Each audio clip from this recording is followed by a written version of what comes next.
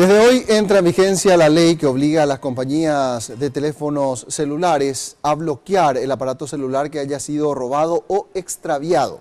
De esta manera, de acuerdo a quienes promovieron esta iniciativa legal, Laura, lo que se pretende es desalentar la venta de aparatos telefónicos robados o extraviados. Contando los detalles, por favor, te escuchamos. Adelante.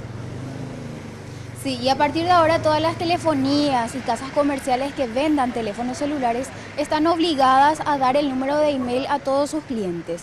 ¿Qué es el número de email? Es esa serie de números de 16 dígitos que identifica a cada aparato celular.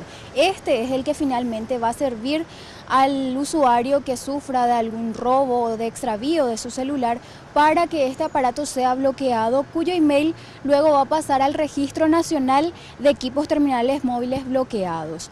¿Cuáles son los pasos que tiene que hacer el usuario que sufra de algún robo o extravío de su aparato celular?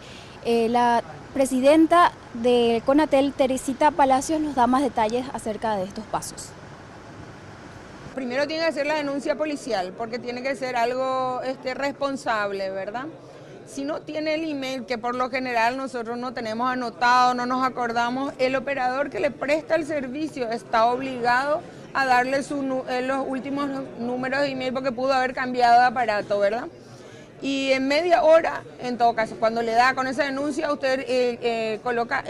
en este mismo inclusive puede colocar la denuncia y lleva a su operador. El operador tiene media hora para bloquear ese celular.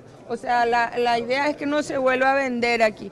Y le doy más una primicia, nosotros estamos trabajando y en breve vamos a firmar un acuerdo con el GSMA, que es justamente ya va a ser a nivel internacional, porque puede que nosotros bloqueemos el teléfono para el uso en Paraguay, pero se ha vendido en la Argentina o algún teléfono robado. Doy como ejemplo.